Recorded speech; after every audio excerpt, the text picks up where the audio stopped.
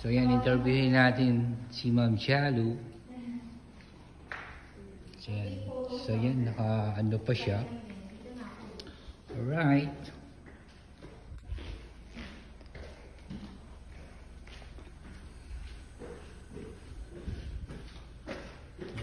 May lapis ako.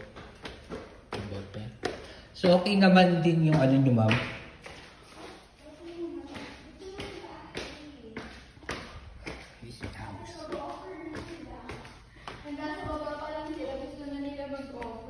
Dito? Oo, kaso nga lang, nung nakita na yung bedroom. Ito kasi talaga, ito dito, pinaka-ano to eh. Master, oo. Master.